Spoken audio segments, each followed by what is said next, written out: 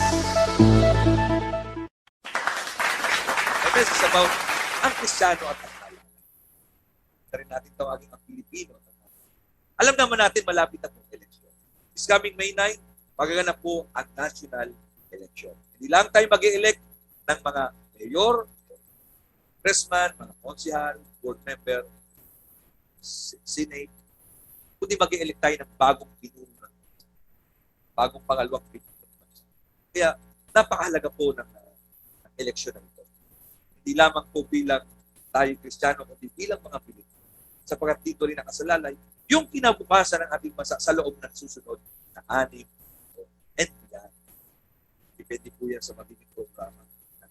So, at alam naman natin, painit ng painit ang usapin patungkol sa puso. Hindi lamang po ang mga kandidato. Hindi man lahat nagkakaroon ng patuhan ng puso. Pagamat sinasabi lang hindi naman daw paninira. Pero ang totoo paninira na rin po. Dahil bakit kung kailang eleksyon sa kampo na sabihin, yung mga negative side ng isang tao, dapat lagi i-broadcast yung pangit. Lahat naman tayo, bagamat tayo maganda at mga gwapo, meron pa rin makikita kapangitan sa bawat isa. At alam natin kung ano yun, minsan hindi nga lang natin matanggap. Tama ba? Di ba?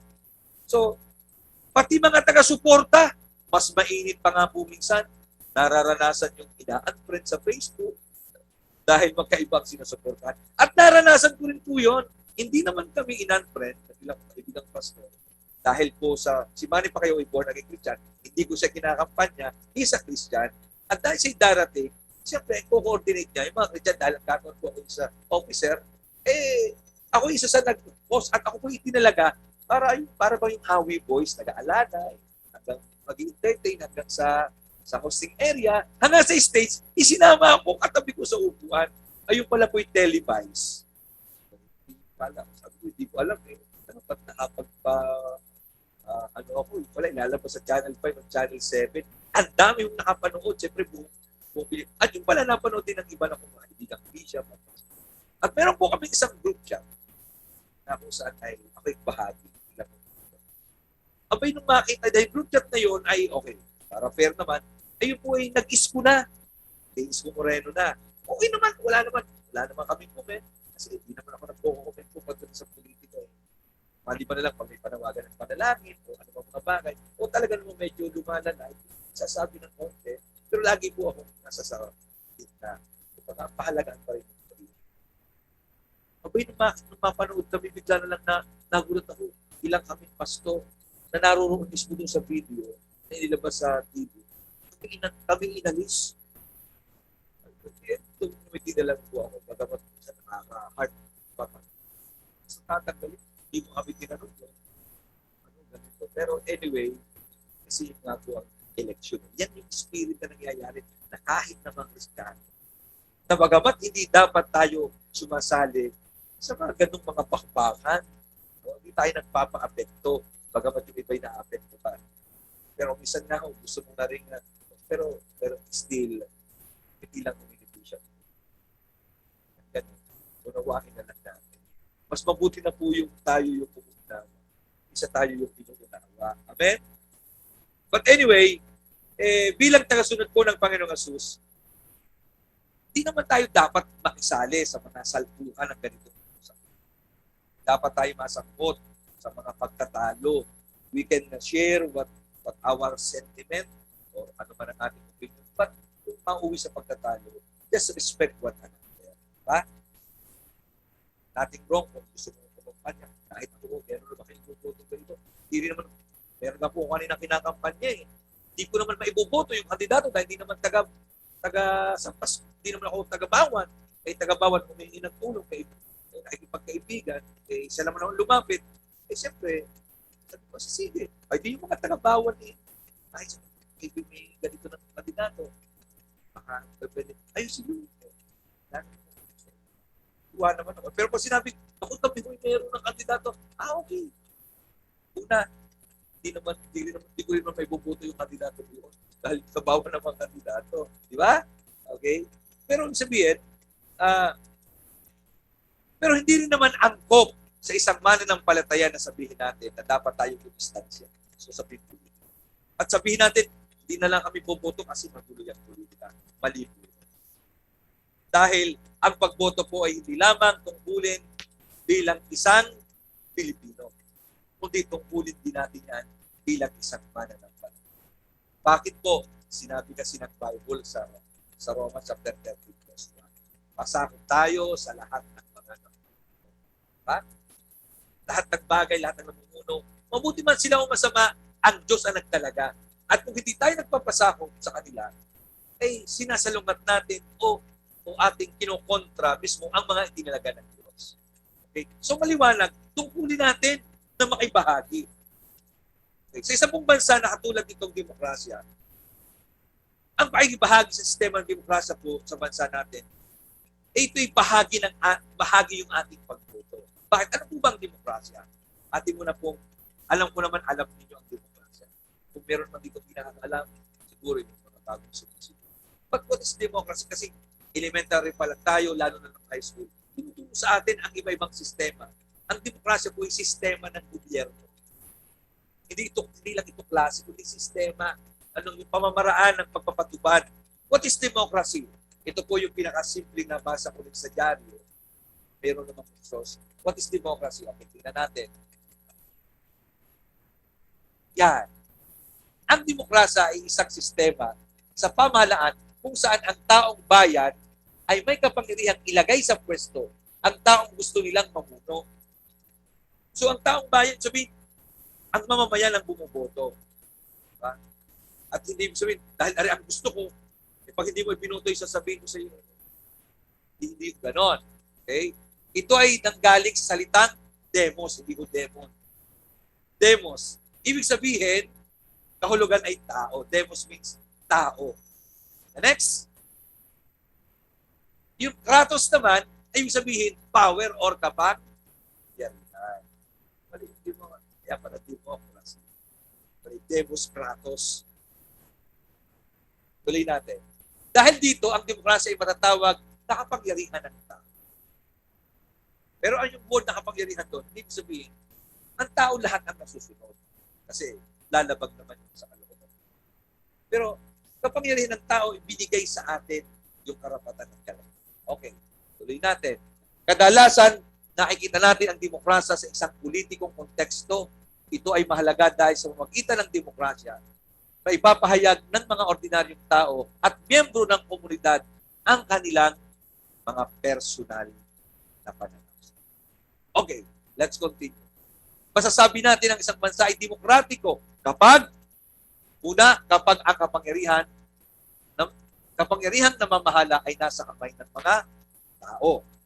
Pangalawang bagay, ang mga tao ay namamahala sa kanilang sarili sa pamamagitan ng lantarang pagpapahayag ng alang saloobin, yung freedom of expression, freedoms of choice. Bagamat may limitasyon pa rin yung freedom of choice. Hindi dahil sa ikay mag-aasawa at ikay lalaki, ang gusto mong mapangasawa ay lalaki rin, ay pwede. Depende yung pa rin yung konstitusyon. Naunawaan po ba natin? Kasi doon sa ibang bansa na masyadong ina-highlight yung human rights, malipuwas to na talagang ang pangibabawin mo ay yung human rights. Kasi pag human rights ang pinangababaw mo ng lubusan, paano pag ang pakiramdam mo sa iyong sarili kay aso? Hindi yung pakakasalan mo yung aso rin. Hindi nyo na ibig sabihin. Alam nyo ba na may bansa na ngayon ay may nagkasal na ng isang babae sa isang aso? Dahil ang pakiramdam ng babae sa kanyang sarili, kasi freedom niya yun eh. Ang pakiramdam ko, ako'y aso. Kaya nagpakasal sa aso. Imagine. Totoo yun. Sa Hong Kong, sa ilang bansa, sa Australia, pwede nang kinikilala ng kanilang bansa, ng kanilang batas, ang pagpapakasal ng babae sa babae, lalaki sa lalaki. So, labag niyo sa kalooban ng Diyos. Okay, let's continue. Ang mga tao ay may pantay na karapatan at pribilehiyo. May pantay na karapatan, pribilehiyo. Bagamat binibigyan pa rin ng pagpapahalaga yung tinatawag na may mga kapansanan, good days, matanda na sa libo. Pero pagdating doon sa kaya nga po, kahit matanda-bata, pagdating sa pila, dapat nang pumila. Hindi dahil sa kay mayaman, dapat ako, pagbibili sa McDo, nasa unahan ako. Although sa ibang bansa, minsan may mga discrimination. Sabihin, inaalis natin, sinisilap natin, yung discrimination ay huwag mangyari. Sunod, Pang-apat, kapag nasa taong bayan ang kapangyarihan nasa taong bayan ang kapangyarihan pumili na maging leader sa isang lugar o bansa. Ano po ang source na yan? Mababasa niyo po yan sa Philippines 2020 sa isa pong pahayagan. Define nila kung ano ang demokrasya. Ano po ang demokrasya?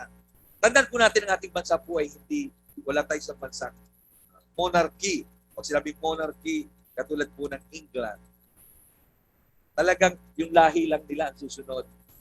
Si Queen Elizabeth, tapos anak nila, yung king, ang po nilang susunod, gano'n. Iba naman po yung theocratic. Doon naman sa theocratic, naniniwala sila, katulad po, ang Diyos naman naglalagay ng leader. Siya ang pumipili. Bagamat minsan sinasangayunan ng Diyos, ang gusto ng tao tulad ng panahon ni Solomon. Bagamat si David, yung pinahira ng langis, ay si Haring Saulo, pinili ng mga tao siya na muna, tinalaga at inonor ng Diyos. Binusa ng langis, ang naging hari.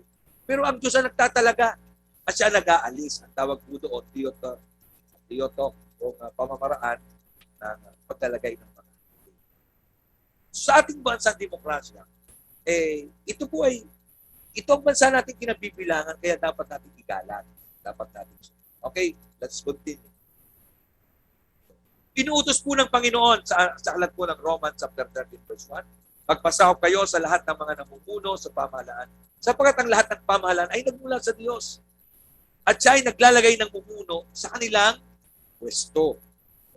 Kung hawak ng Diyos, hindi lamang ang iglesia, kundi lahat ng tao, maging ang mga politiko, kung ating titingnan, God is sovereign.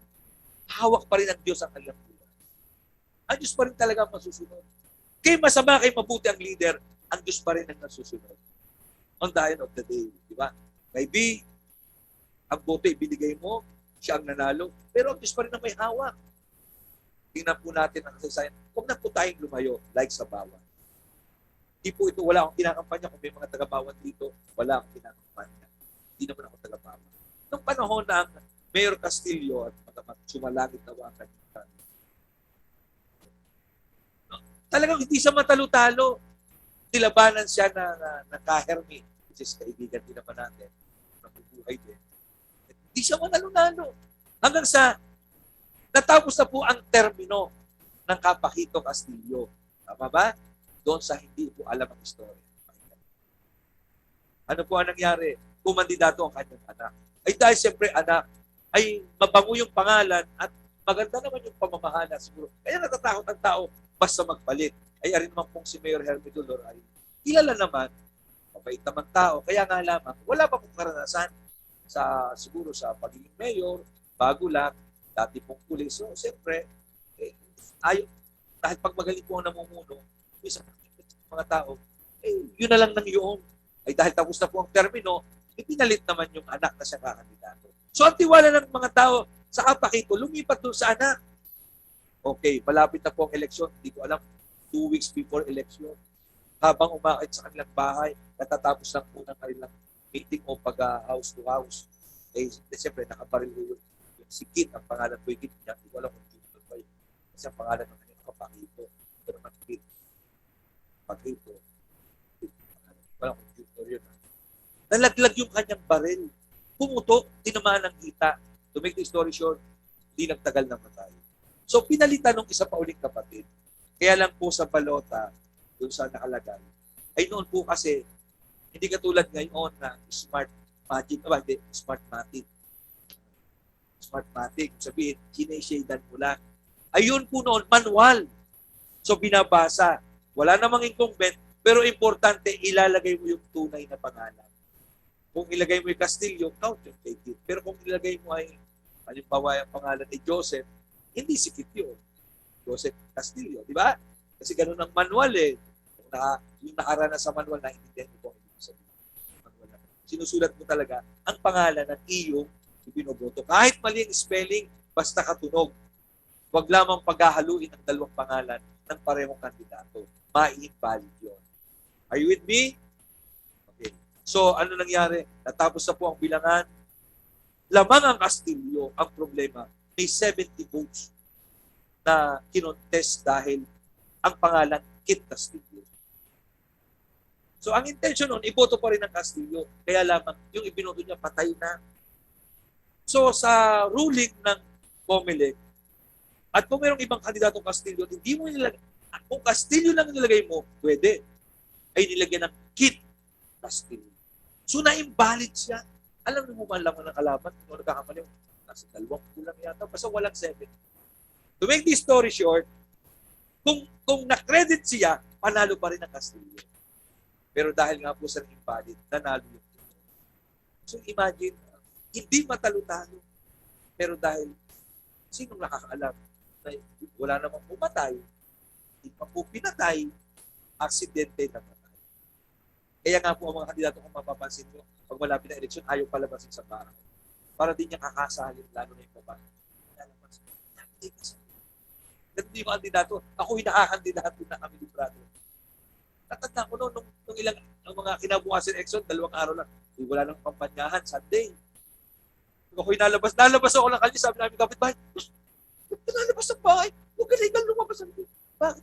Ako, hindi na ikaw nalabasan. Siyempre, yung mga patatandaan, basta hindi na ikaw nalabas dapat ng bahay. Para namang may death-threat, wala naman. So, sabihin, kaya pala. So, yun po ang nangyari. Yung sabihin, hindi natin pwedeng sabihin na talagang ang tao lang ang nasusunod. Still, nasa kamay pa rin ng Diyos kahit kamay ng politiko. Amen? Maliwanag po, sinabi ng Bible, kay masama man, yan pa rin ang nilog. Are you with me? Are you following? So, sa mga wala pang 18 years old, nakinig, ibig sabihin ko, hindi pa kayo boboto. Huwag niyong sabihin, wala kayong pangalan. Mahalaga din ang inyong pakikialam sa darating na eleksyon. Ano po ang pakialam? Yung pananalangin. Siyempre, para malaman mo rin kung paano ipanalangin ang bansa natin at kaming mga boboto na gabayan ng Panginoon. Kaya kahit wala pa kayong 18 years old, dapat ipanalangin nyo rin ang ating bansa. Ipanalangin nyo rin ang eleksyon. Ipanalangin nyo ang mga boboto. Ipanalangin nyo rin ang mga kandidato. Ipanalangin nyo rin kung sino ang mananalo na sila igagabayan ng Panginoon. Amen? Okay. Tayo naman mga boboto, madalas po ang ating itinatanong ay, Pastor, sino kaya po ang iboboto? Pastor, o kaya naman yung iba na kopya na lang, Pastor, sino ba talaga, saan ba tayo? Sino bang ating presidente? Sino bang ating congressman? Sino bang ating gobernador? Sino bang ating mayor? Minsan, wala naman nagtatanong kung sino bang ating senador. Diba? Sino bang ating konsihal? Kasi alam natin madami.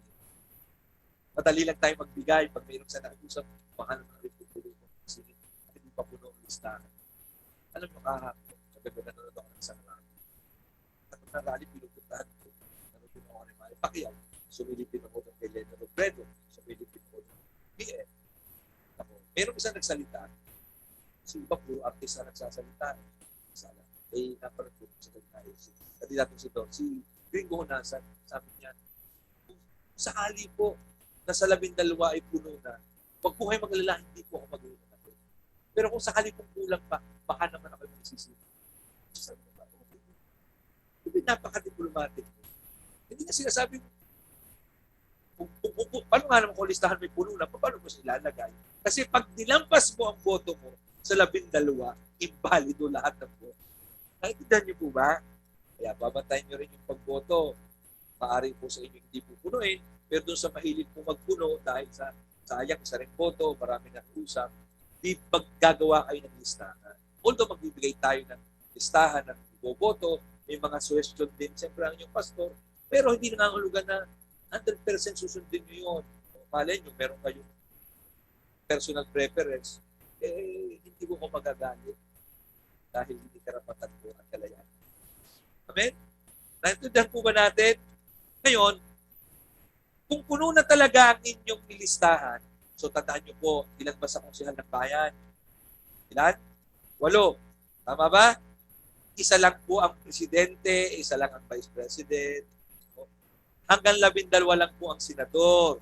Isa lang po ang congressman, isa lang gobernador, isa lang vice. Kasi baka malsaydan yung lahat. makakatarin sa kaibigan ko. Kaibigan ko rin isa eh. Sinan ko na yan lahat para wala na silang masabi. Tandaan nyo, hindi po pinag-uusapan dito yung conscience lang. Kailangan din ng wisdom, things, and understanding. Kasi pinagbigyan mo ng lahat, yung value mo ng boto mo. Para ka na rin hindi pumunta ng presinto. Na iba nga lamang, na-activate ang iyo magiging putante. Naintindihan mo ba ibig ko sabihin? So, 8 lamang ang konsihal, 2 lamang ngayon ang bukal, hindi na po 3. Nung una, 3 lamang ang sinesita. Ngayon po, 2 na lamang. Are you with me? Kaya po, magiging maingat tayo. Okay? So, Pastor, sino bang dapat iboto? Ang totoo po ay wala akong sabihin, lalo na po sa mga publikong lugar. Although, sometimes sa ito, sa mga pwede na isama. Lalo na po. But, higit po sa lahat, mas maganda pong basihan natin ito sa pagpili. Magbibigay lang po ako ng ilang basihan yung 3 C na yung conviction. Ang mga pinapaniwalaan at pinapalagan ba niya ay sang-ayon sa turo ng salita tungkol sa buhay, sa pamilya, at sa bayan. Ibig sabihin, tunay ba siyang merong takot sa Diyos? Kasi hindi naman ibig sabihin, hindi yung Kristiyano, wala ng takot sa Diyos. Dapat nakita din natin. Pero alam mo naman, panong ng eleksyon, parang lahat ng kandidato yata gusto pamilya. Diba? Lahat po nandun pamilya. At nagpapapray over. At lahat sasabihin nila, baka Diyos. Pero as a Christian, you can sense them. You can use your discernment of spirit kung sino talaga ang tunay. At kaya po dapat tayo puspusan natin. Let the conviction of the Spirit maranasan. You need to pray. Kahit pa sinabi ng yung pastor, ito ay boto natin presidente. No, you need to pray. Kasi kahit pastor, pwede magkamali ng boto. Tandaan niyo po, hindi lahat ng binoto ko nanalo. Hindi lahat. Kahit sa local, hindi lahat ng binoto ko nanalo. Hindi mo sabihin, hindi sila karapat-dapat. Parang ni Brother Eddie. Kanya pa ako talaga. Natayo po kasi tablado. Kasama ko si Brother Eddie sa stage. Sa Batangas. Nanalo. Hindi lahat ng binoboto isang nanalo. Boto ng pastor. Pangalawang bagay, confidence. May sapat ba siyang kakayahan at karanasan para gampanan ang tungkulin na kanyang kinakandidatuhan. Yung senador, may kakayanan ba yan? Hindi naman kailangan magaling mag-English. Pilipino naman tayo. Ewan ko ba kung bakit nagpipilit ang mga Pilipino kahit po sa mga Miss Universe, nagpipilit mag-English. Eh, bakit yung ibang bansa nananalo tagin yung Miss Universe? Hindi nga marunong mag-English. Meron po tayo ngayong kandidata sa Binibining Pilipinas na dati komedyante na napapanood lang natin sa lamang pong guest sa programa ng sa Willie Rebullion. Pangalan niya ay mas tawag si Hipon. Abay, nakita ko ng isang araw sa Facebook na pag nakaganda na rin babae. Ay dati Hipon ang tawag. Alam niyo bakit Hipon? Sabihin, kinakain ng laman, tinatapo ng ulo. May pagkakaganda. Ay, pasok! At ang sabi niya, dahil alam niya hindi siya masyadong magaling mag-English, ay ako hindi magtatagalog. Eh, pwede naman talaga yun. Hindi naman po ang basihan ng isang taong matalino ay magaling mag-English. Pagamat advantage yun sa mga foreign body. Ay mausapin kahit kasi. Pero hindi yun basihan. Kailangan meron siyang karunungan, may talino, may kakayahan. Dus, lalo na po sa kanyang gagampan ng tungkulin. Kung yan ay senador, abay, kaya naman niyang gumanap bilang senador, congressman. Siyempre, merong track record. Yung may track record, sabihin, kaya niyang patunayan. Hindi naman yung, hindi pa nga yata naintindihan kung anong pagkikonsel ng bayan, kakandidato agad presidente, kakandidato agad senador. Dapat merong karanasan. At para po sa akin, dapat hindi rin bata. Ang dami namang magagaling. Ba't mo ilalagay yung bata? Kahit nga sa church, sa worship team, ngayon, nung una, we allow everyone. Basta marunong kumanta, may puso, okay na. Pero ngayon, sinisikap natin, huwag naman bata. Para naman wala nang matandang may kakain ng tumayo. Iba rin po yung maturity kahit po sa edad, sa karanasan. Amen? Tingnan po ang pag-aasawa. Hindi po lahat biyaya lang ng Diyos. nangyari sa amin sa Estela. Napakabata namin nakasawa sa bagay. Mas bata kami.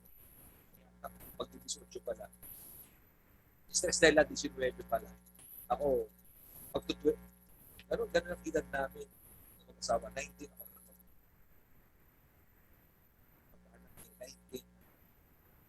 1988. It's been 21 years old pa lang ako. Magkaanak. Huwag nyo lang itanong, nung sumunod na magkaanak, ako'y 22 years old. Nung pangatlong anak, 22. Nung pang-apat na anak, 24 years old. Sino taas ang kamay dito ng mga 24 years old pataas na mawalang asawa? Taas ang kamay. 24 years old na walang asawa, tahiyang tumas ang kamay ng iba. May asawa na ba kayo? Ulitin ko, taas ang kamay ng mga 24 years old pataas na walang asawa. Kasama ka doon, wala. Sister Daria, taas ang kamay. 24 years old pala, pataas. Taas ang kamay. Yung wala. Sister Joyce, kasama yan. At kasama na rin yung mga wala ng asawa. Sister Bartes, ang inay. Diba? Diba? Tingnan nyo. Nung edad kong 24, 4 na aking anak. Pero hindi mo madali. Kaya po ang pag-aasawa, at kaya namin sabihin, ang pag-aasawa, hindi talaga para sa bata. Sa tamang edad. Actually, sa aking anak, nung tinanong namin, yung babae, lalo na po pag babae, sabi niya, siyempre ganun din naman ang lalaki. Sabi niya, 28 years old daw sa mag-aasawa. Sabi namin, sa sige. Akala ko nga, mga 25 dahil kami. 20 lang 19 lang. Sana gumaya nga ang mga anak. Ako, sana man lang sana 25 pataas. Abay nung mag-28, hindi pa rin nag-aasawa. Ay, nung 29, nalang may itula. Sa wakas, nag-asawa niya. Abay, ang nangyari, pati yung bunso ngayon, 30 years old na, napasubra yata yung aming pangaral. Ay, hindi lang walang asawa, wala pa yatang girlfriend. Ayun nga lang, yun ang siguro. Bakit hindi ko alam, may social media ngayon Baka kunwari palagay-lagay lang ang cellphone. Pero anyway, at imagine magkaanak ka ng 4 sa edad mong 24 years old. Hindi po taon-taon, every 11 months. Imagine, every 11 months, nanganganak si Sister Estela. So, hindi mo madali. Kaya nga ako ang pag-aasawa. At habang kami lumalago yung aming pamilya, doon pa lamang namin nadidiskubre ang hulugan ng pagpapamilya. Hindi mo madali. Salamat na lang po. Maagap akong nilagay ng Panginoon sa pagpapastor. Na kailangan ko maging masikap, magtiyaga, mag-research, alamin ang kahulugan. At yung pagdadalaga at pagbibinata, magamat, naranasan naman namin, pero napakailit pa na ako. Mas mabuti po yung naranasan na-enjoy. Kaya nangyari, nung kami medyo lumaki na yung mga anak, sa ako nakikipagkita sa mga classmate, ganun din siya. Kaya minsan, sige, may reunion kami. Kasi saka namin pa in-enjoy. Pero kung kailan matanda na, mga namamatay na mga klase, huwag na natin hintayin yun habang maaga. Isang araw kasi namin kaya mga kaibigan. Pero ang pinag-uusapan namin yung mga finance. Isip namin, after 10 years kaya pa kaya natin na makita-kita. Pwede daw siguro, baka daw may nakatambay na ambulance. Para baka may atakihin Kasi ganun na yung nangyayari. Okay, competence. Sabihin, kaya niyang ipatupad na walang kinikilingan. Kasi manunungkulan ka, kahit pa ikay-Kristiyano, tandaan mo, hindi naman ang iyong panunungkulan ay simbahan. Buong bansa, lahat ng relihiyon, lahat ng tao, lahat ng lahi, dapat pamahalaan mo na pantay-pantay at ibigay mo ang karapatan ng bawat isa. Tama po ba? Dahil tayo nasa demokrasyang bansa. Okay. At pangatlo, doon sa letter C, una, conviction, competence. Another one, character. Hindi lang husay, galing ang talino, tapang ang kailangan. Siyempre, kailangan din naman meron siyang character. Character na katulad ng Diyos. Katulad ng Panginoon Jesus. Yung kalagayan ng puso niya, yung kanyang pananalita, yung pakikitungo sa lahat. Ibig sabihin, meron siyang malasakit, marangal, mabuting tao. Hindi yung pag nakatalikod, wala pakitang, hindi po pakitang tao, mabuting tao. At dapat ikilala, kahit pa paano alamin natin. Kung naman yung kung sino lang maisip. Hindi naman po pwedeng pag kung sakali tayo buboto, alay, bahala na ang Panginoon, bahala ng Holy Spirit, pag pagdatatag sa buboto, sino kaya dito at hindi po pwede yun. Dapat kayong pangalang, nagsisimula na kayo gumawa ng listahan. Tama po ba? Hello? Dapat importante po yun. Hindi ko po sinabi magkaibang boto namin ngayon magkasama. Pero alam niyo ba nung kumandidatong boto, kumandidato si Melda Marcos, ano yata yun ni Nandi Venecia, sa kumandidato yung presidente. Senador. At syempre nung panahon yun, masyadong basang-basa ang pangalan ng Marcos. Pag may Marcos, lalo na sa ating rehiyon, nakuhalos kayo yung boto ng tao. Kaya talagang galit ng mga tao. Pero after election, ako may kinakampanya ibang kandidato. Abay, sa aming barangay, nagulat ako. Halos zero sa ibang mga barangay. Sa aming barangay may boto, Marcos. Dalawa. Wala ito dalawa. Tapos yung i-check ko, dahil nung nalalaman ko sa presinto, abay sa presinto namin, 66A, malamang may boto pala ang asawa at boto. Hindi na lang ako. Kung pala may kampanya. Pala, meron pa pala, kasama ko pala sa bayan, hindi ko na kampanya. Pero lagi ko kasama ko sa kampanya, kasi loyalista. Alam naman, awayin mo, meron talagang ganong mga tao. Kahit anong gawin mo, pan mo yun eh. Pag ikaw talaga yung kahit anong sabihin, anong marinig, wala kami pakalam, basta itong gusto ko dito. Magagawa ko sa tao. This is election. Babalikan po natin, tayo ay nasa demokrasya. Pwede kang mangampanya, pero wag mo naman ka magagalit. Ngayon, kung Kristiyano ang isang kandidato, siyempre, advantage yun. Dahil pwede mo i-consider, are born again. Siyempre, saan pa ba ibibigay ng tapat at suporta? Pero hindi na nangangahulugan na siya karapat dapat kahit ka naman born again. Kung hindi naman qualified, o kaya naman, meron naman higit na may karanasan, tandaan po natin, ang pagkandidato sa politika ay hindi po katulad ng pagpapastor sa loob ng Diyos. Kung itinawag maging pastor, pamamahalaan mo yung mga mana ng Panginoon. Ang pamamahalaan natin ay buong bansa. Amen? At kailangan i-represent mo rin ang bansa mo. Meron kang kaya ng talino pamahalaan ng bansa sa anumang sakunang problemang darating. Kaya mong proteksyonan ng bawat mamamayan, maliit man o malaki, kilala man o hindi, pantay-pantay na pagtingin. Kaya mong resolbahin.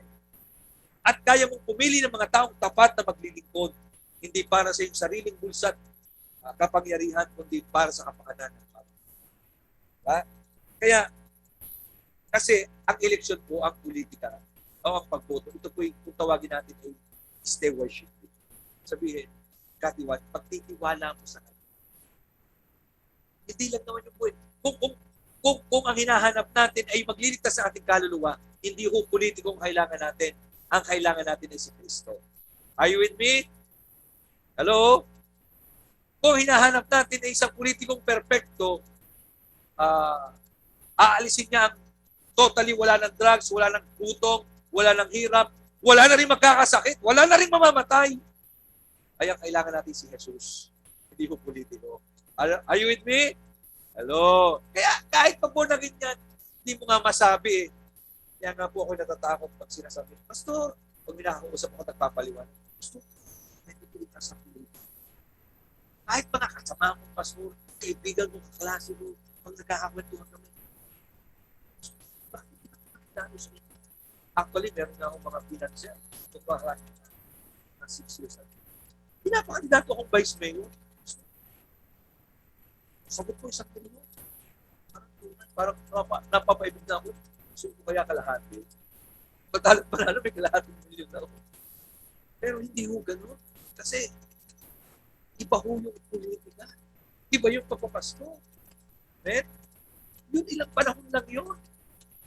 Are you with me? Nakatutokso. Dada, pinapalapan ng tao. Iba ho yun. Always, lagi kong iniisip ang buhay ko dito sa mundo.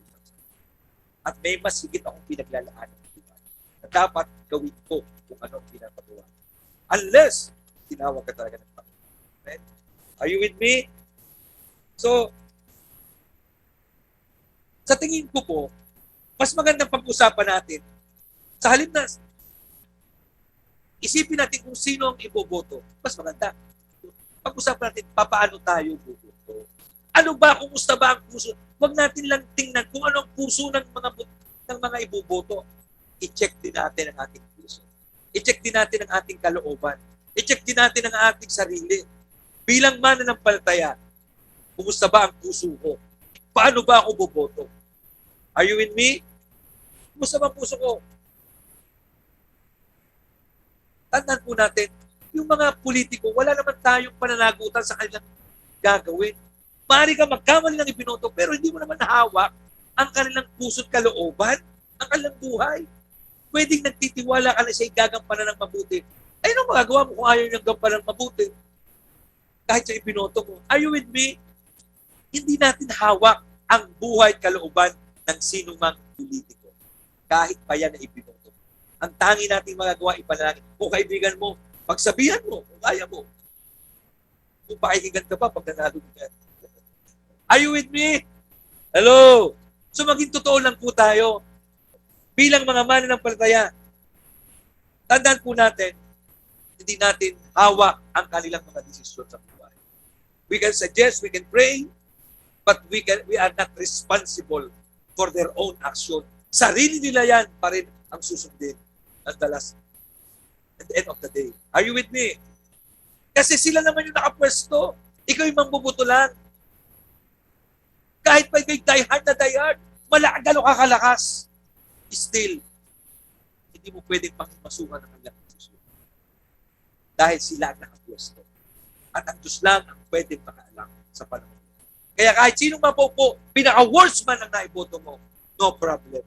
Ang mahalaga, ginampanan mo ang tungkulin. Ang pananagutan natin na dapat natin tingnan ay ang ating sariling puso, ang ating sariling buhay. Are you with me? Yung ating sariling karakter. No? Paano tayo buboto sa panahon bang ito ng eleksyon? Nakikita ba natin ang tunay na katangian natin bilang tayo mga tagasunod ni Kristo? Are you following? Nakikita ba natin ito sa ating buhay? Bilang tayo tagasunod ng Panginoon. O nadadala tayo ng sistema ng politika. Nothing wrong na makipagtalakayan. Pero alalahan natin, tayo ay mga mananampalataya. Hallelujah! Hello! O katulad din tayo ng ibang mga karaniwang tao, karaniwang Pilipino. O katulad din na rin ibang mga Kristiyano na nadala na rin ang sistema, nakikipagbalitaktakan, nag-a-unfriend na rin. Okay lang kung tayo ang ina-unfriend. Pero yung, ari pala naman hindi iboboto si Lenny, ayoko sa'yo. Ayaw pala kay BBM ha, ayoko na sa'yo. Yan. Ba, pambihira naman na rin, nagkakakristyano, hindi si pa kayong iboboto eh. Mali po yun. Ay ba kayo doon? Hindi po tama yun. Ang pagboto po sa ano-ano mang hakbangin, ang pagboto pa, tandaan po natin, ano-anong mga hakbangin kung paano tayo pipili ng ating iboboto. Ano-ano ba yung mga hakbangin na pwede natin maging pamantayan? Ano-ano ba ang kalagayan ng puso nating mamboboto ang dapat nasa sa atin para makaboto tayo ng mas tama. At hindi natin may compromise ang ating buhay pananampalataya. Number 1, ito po hindi ko kayang tapusin ngayong araw na ito. Kaya, ito yung series. Kaya, dalawa lamang po ang aking ibibigay sa inyo. Galing ko ibibigay sa inyo. Number 1, una po na dapat nating tandaan, humingi tayo ng karunungan. Huwag tayong manana sa ating sarili. Karunungan. Sabi po ng Bible. Lean not in your own understanding. In all your ways, kahit sa pagboto, acknowledge Him, and He will direct your path. He will direct your way. Your path. Ang sabihin ng iyong tatahakin. Paging sa pagboto, pwede kang tulungan. Kaya kang tulungan. Ang pagboto po ay kailangan ng karunungan galing sa Diyos. Di naman po pwedeng iboboto mo dahil sikat, dahil magaling mag-TikTok. Kasi gano'n ang uso eh.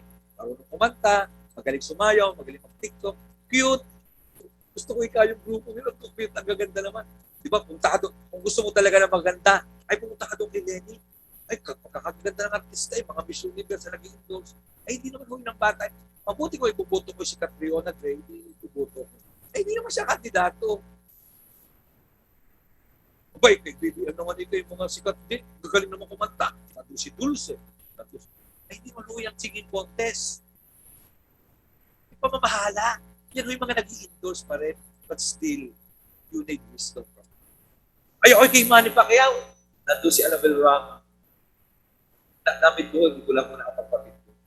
Walang kasama ni Annabel Rama ako. Anak pala ni Rupa. Kaya pala pag nakakaganda ng babae. Hindi na ko yung si Annabel.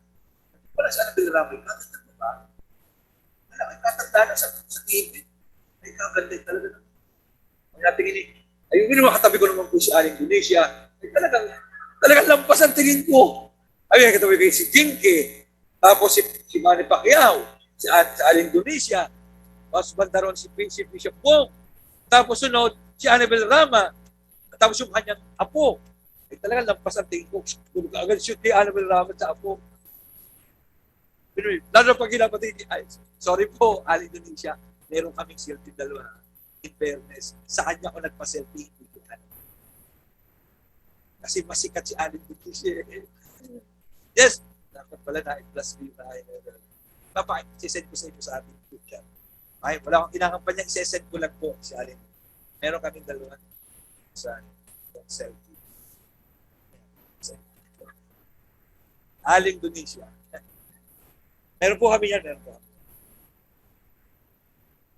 Hindi po ako kay Annabel Rama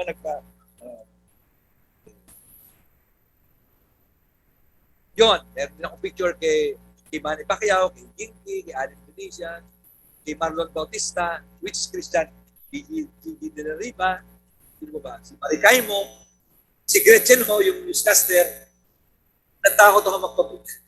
Ay, di makarating yan. Doon sa newscaster, si Dayan Casillejo, Christian din yun. Natakot ako sa personal. Makahalo ko ng mata. Makahaitin. Tapos, parang, kulang na lang parang sila lamang hindi nakaka-permit. Pero nung mahagip ng camera, pinahagad ng babae sa camera. Kaya yung palang mga artista, talagang pinipili yung maganda pag ikaw isa. Iba pala sa personal. Ako hindi nagpa-picture talaga.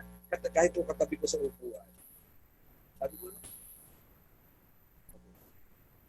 hanapin ko si Aling Indonesia. Okay. Yan, para ayan.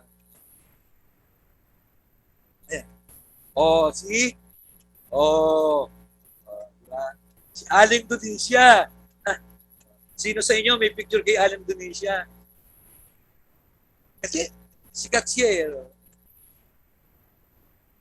Tapos pagkatapos sa magpapicture, wala po siyang pinayagang iba. Sabi, ito yung gutom na gutom na. Okay. This is not a popularity contest.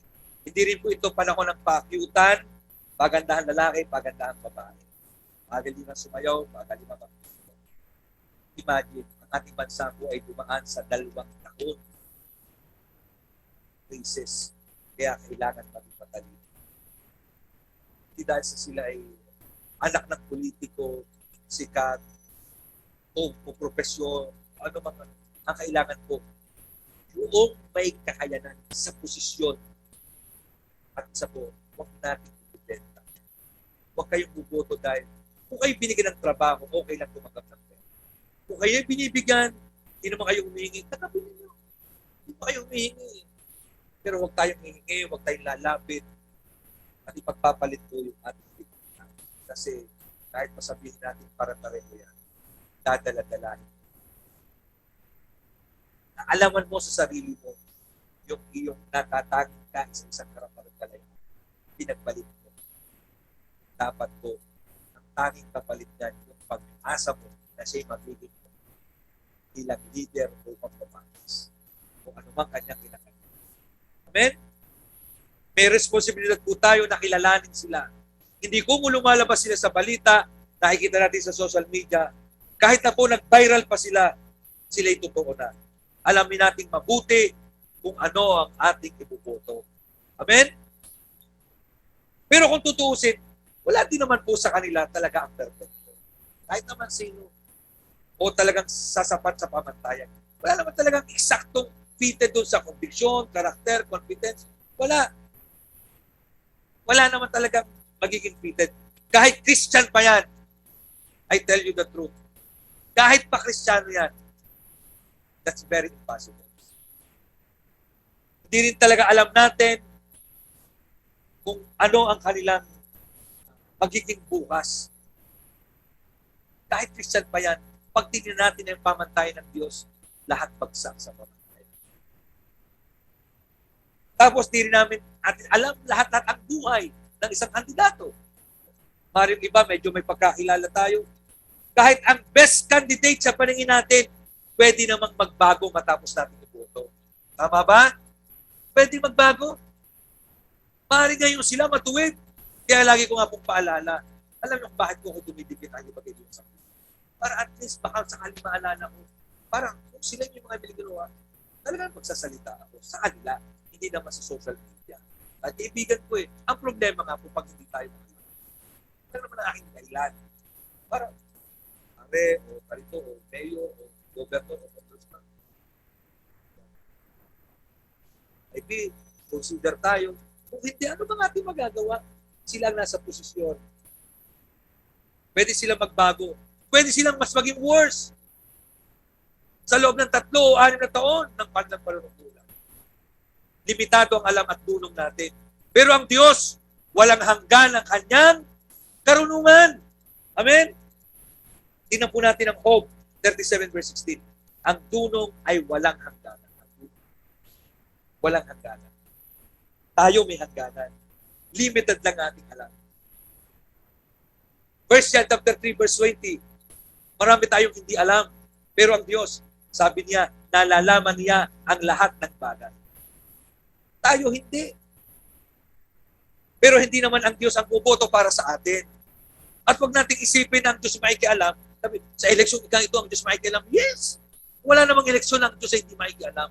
Pero huwag kayong maniwala na ang himalang gawin ng Diyos ay hahawakan lang yung kamay at doon lang misisya yung sa kanyang gusto. Lord, bakit ito ang gusto ko? Ito siguro ang gusto ng Lord. Walang gano'n.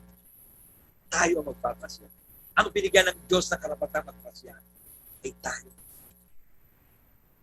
Kaya nga po ang trabaho ng pastor, nating mga Kristiyano at ang mga taong nag-influencer, ay mag-influensa, magturo, pero depende. Pwede rin mali ang maituro. Di ba?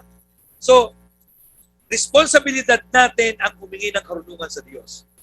At bumoto ayon sa pamantayan niya at sa didikta ng ating konsensya. Bago ka pa bumoto, manalangin kang mabuti. Hindi ko mo sino na ang type mo at i-recommenda ng sino man, ayun na lang ang iboboto mo. We need to pray. Kaya nga po this coming,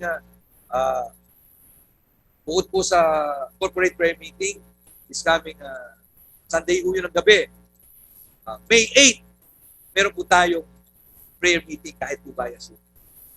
Prayer meeting, wala po kaming cell group doon, wala kaming public devotion. Prayer meeting, why? That's a crucial time. Kasi ang mga tao, doon tayo mananalangin. Wala tayong gawin kundi panalangin, tasan, maayos, mayapa. At ang mga tayo makapagpasya ng Diyos. Bagamat bahagi na ng ating panalangin, taon pa na nanalangin. Ang kinil po natin, ang pangako ng Diyos, anong sabi sa Santiago chapter 1 verse 5, kung meron mang nagkukulang sa inyo ng karunungan, humingi siya sa Diyos at ibibigay ito sa Kanya nang walang pagmamaramot at panunumbat. Totoo po yan patungkol sa pagsubo at paghihirap na dinaranas natin. Totoo din ito. Maging sa panahon ng ating pagdedesisyon, ang Diyos sapat ang Kanyang biyaya kung hihingi ka sa Kanya, tutulungan ka. Ako, meron ako. Napipisil ng presidente, hindi ko na sasabihin sa inyo. Hindi ko na. Maybe, maaring ang ilagay ko sa ating tarjeta, hindi yun aking bubot. Pwede. Kasi iba naman yun. But, meron ako napipisil. And anytime I watch, and I ask God, and the Lord spoke to me. Pero hindi ko pwedeng sabihin, ito ang sabi sa akin ng Panginoon. ang iboto natin ay ganito. Why? Because we are democratic. And malalampasan ko yung constitution. Dapat igalang. Ngayon, kung sinabi naman ay, okay, Pastor, dahil ang ating bansa nagbago ng ating sistema, at ngayon ang masusunod na yung mga pastor, kabisa sabihin ko, masusunod daw, masusunod. Hindi yung gagawin ng pastor. Hindi yung gagawin ng Panginoon. Amen? Are you with me? Pangalawa, last thing. Then sa next week ko na itutuloy. Magkaroon tayo ng pusong mapagpakumbaba. Let's check this. Pakinggan niyo po ito. Magkaroon tayo ng karunungan sa Diyos. Pangalawa, magkaroon ng pusong mapagpakumbaba. Ang pagboto po natin dapat may pusong mapagpakumbaba. Yes, tayo nagre-research, nananalangin, pero hindi ibig sabihin, yung listahan ng iboboto ay yun na ang tama at dapat iboto ng iba. Maybe I will give on March 8 ng listahan, pero hindi nangangulugan, yun ang siguradong tama. Maring iba sa inyo, mayroon din dala ng listahan. Pastor, pwede ba ako mamigay? Yes. Kung gusto nyo mamigay din ang inyong listahan, walang masama. Panahon pa yun. Bagamat kung kayo mga kampanya sa ita, bawal. Pero sa church, yung tare, yung ang tawag doon, yung sample ballot o listahan, that's okay.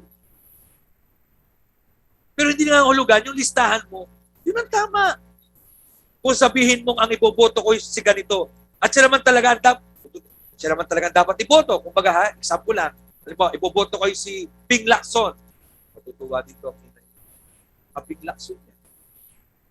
O iboboto. Kaya sa aming bahay, yung sari-sari. Hindi ko alam doon eh. Bisan yung bata, sisigaw, Lenny! Huy! Yung Lenny! Eh, Lenny. Ito gusto niya, Lenny. Kung ano naririnig eh, ganun ang bata. No? Kung narinig yung BBM, hindi BBM. Ay, nung isang araw, baka Pacquiao daw. Kung sasabihin po natin, ay boboto yung si ganito. At siya naman talaga dapat ang iboto ng lahat ng Pilipino. Kung titingnan, example, kung totoong kung iboboto mo si Ganare, ay napakalaking pagkakamali. Abay, napaka-arrogante mo naman. Kung sabi, iboboto mo, magnanakaw yan. You are arrogant. Hindi mo ba alam na kasasakit ka ng damdamin? Nawawala na yung pagiging Kristiyano mo doon. Are you with me? Ang dating mo arrogante. Kung marinig mo ang friend mo na iboboto ang kandidatong ayaw mo, tapos sabihin mo, o di mo naman, kahit pa isipin mo lang, kahit pa hindi mo sabihin, no? Pero isipin mo sa kanya, wala kasing moral values. Ano ba naman ito mga Pilipino? Hindi kasi edukado. Pinagmamalaki mo, iniisip mo mas magaling ka kaysa ito. Which is against salita ng Diyos. Di ba sabi ng Panginoon Jesus, huwag mong ipalalagay na ikaw ay nakakahigit kaysa iba. Lahat ng tao ay nagkakasala, nagkakamali. Are you following? Ano ka ba naman? Di ka ba nag-iisip? Gumising ka. You are actually insulting and offending other people. Are you with me? Hindi po waso yun. Tapos,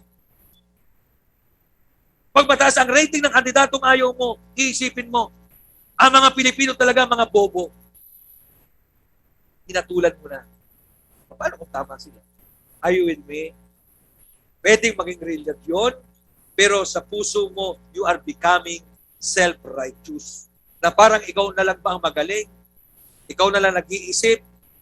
At para bang ikaw na lang ang may paki sa bansang Pilipinas? Hindi po wasto. Are you with me? Isipin natin. Tayo mananampalataya. Dapat nangingibago ang Panginoon. Tandaan po natin sa pagtingin natin sa ibang tao. Kahit na sa tingin natin ay nagkakamali sila, dapat ang ating asal at ugali ay tulad pa rin ng Panginoon Jesus. Inuunawa natin. Huwag mong aalisin ang respeto mo sa iyo. Abay, pag kinalaman ko si BBM, ay baka mamayang gabi wala akong katabi sa iyo. Amen? Ay alin ang pipiliin mo? May katabi ka sa higaan na may asawa, o ikaw ay laging outside di Colombo, hanggang hindi nagme-maintain, na dahil lang po sa eleksyon. Are you with me? Ay lalo pa kung buhay Kristiyano, yung pag-asawa may hangganan pa rin yun eh. Till death do us part. Pero hanggat ikay nabubuhay bilang mananampalataya, ang dapat nating paghandaan ng buhay na wala. Election. After 6 years, magpapalit na naman. So, ipanalangin mo ang bansa mo. Sabi ng Bible, ipanalangin lahat ng bansa. Ibinoto mo ko hindi. Philippians 2 verse 3 to 5, huwag kayong kumuha ng anumang bagay dahil sa mga sariling hangarin o sa pangahangad na may taas ang sarili. Sa halip, magpakumbaba kayo sa isa't isa at ituring na mas mabuti ang iba kaysa inyo. Huwag lang ang sarili ninyong kapakanan ang isipin ninyo, kundi ang kapakanan din ng iba. Dapat maging katulad ni Kristo Jesus ang pananaw ninyo. See? Huwag yung sarili mo, yes, na-satisfied nga dahil nakakumbinsi ka ng isang boto. Pero nawalan ka naman ng influence ang iyong buhay Kristiyan. Mas mahalaga, hindi yung influence mo sa eleksyon, kundi yung influence mo bilang isang manager. Hallelujah! Hindi bali na. Kung sa panahon naman yun, ay naligtas naman ang kanyang kaluluwa. Mas mahalaga yun. Yung boto is, are you with me?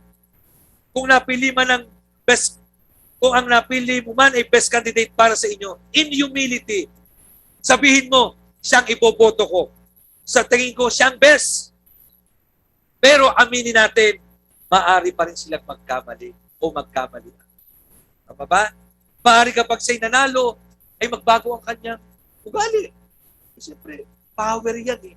Power, title, and sometimes pag naging ganit pang isang politiko, money, yayaman niya. Kung hindi man mangurakot, siya ang lalapitan ng mga negosyante, ipapartner. Meron lang talagang pinipilit lahat. Hindi ko na mababanggitin.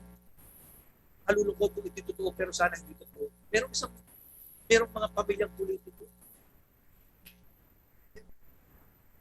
Kaya yung kanilang lugar ay hindi umuunlad.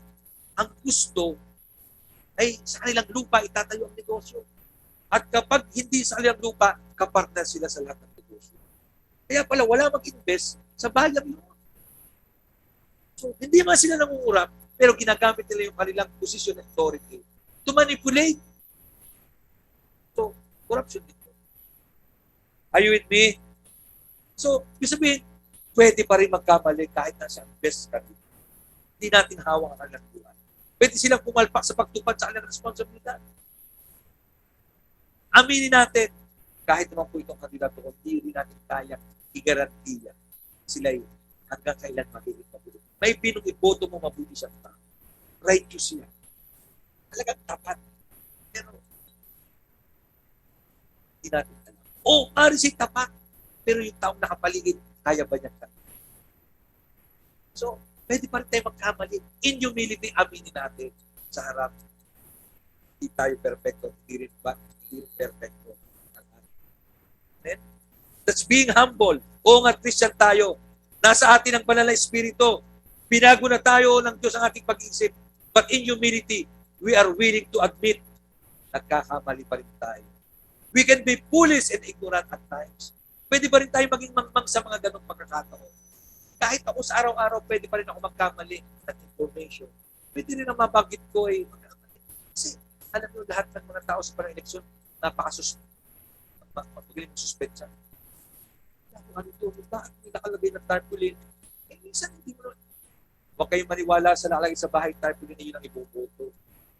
Di ba may mga kandidatong kailangan ilagay mo tarpaulin dahil pero meron akong alam ng isang bayan, lahat ng tao, 75% binayada na.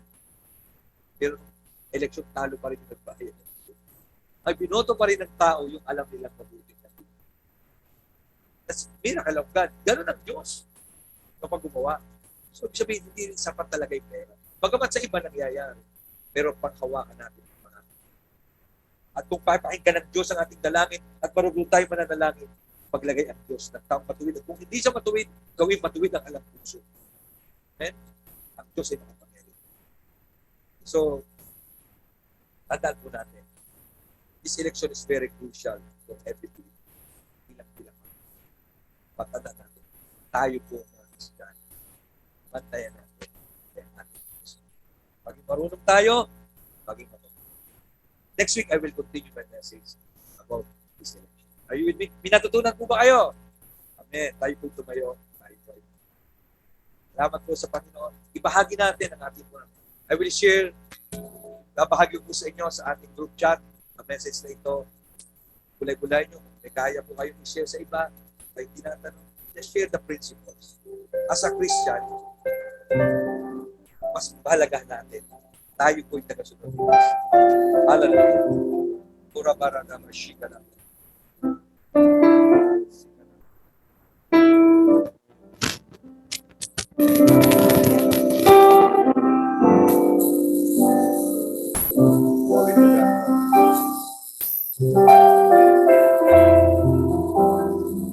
It's coming. September na ito mga pala po ang ating kapatid sa Pati. Kasama po ang kanyang mapapakasal. Kaya po yung nag-start na ng counseling. It's coming September. Let's include sa prayer, sama po natin. Kasi hindi natin po, sinabi ko naman po sa kanila, hindi natin hawak ang sitwasyon. Hindi lang po. Dahil, alam naman natin pandemic pa. Naalala ko ng kasal ko sa Maui at Isaiah, yung ay di ba, huwag, bata, pwede na senior citizen. Abay, nung mismo kung araw, bigla nagkaroon ng pagbabago ang protocol. Bawal ng senior citizen, bawal ng bata, ay may mga retire. Pabuti ang hindi napayagan. Pabuti ang hindi nakapangasalan sa kanyang paborito. Putik na. Kasi bawal eh. Pabuti na ito. Tapos after may kasal sila, nag-lockdown. Kaya biyaya lang. Pero naniwala ako. Saka po yung panahon. Kasi ang tanong po nila, kahit pwede. Siyempre, never is, maraming mga bagyo. But ang Diyos po ay Diyos na nagbibigay ng favor. At hindi na lang po para sa alakasalan. Mas maganda gumalaga-umala ang sitwasyon. Makabalik na po tayo sa pagtatrabaho, kahit may mask, kahit maganda po. Kasi another one po ay marami po tayong plano na nagulat po ng our coming celebration, di ba? Siyempre, mga bata, ilalabas pa natin. Siyempre po, then, isa pa po, marami tayong mga kapatid na ngayon ay graduating. Si Riz, si Patricia, si Jezarel, kaya nga po yung iba, wala ngayon. Kaya napapansin nyo, minsan sila wala kasi kahit Sunday, may mag-exam sila, graduating sila. Kasama nyo po sa prayer. Alam mo, kapag po sila lagi po pinapaalala sa kanila kahit na kayo yung pagkabago. Kahit na kayo mga professional, huwag nung kalilimutan ng pag-ibig. Yung inyong connectivity sa church, yung inyong mahilit na pag-ibig. Kung saan kayo ginagamit, and you will see. Ang tunay mong tagumpay, yes, importante yung kotse sa material.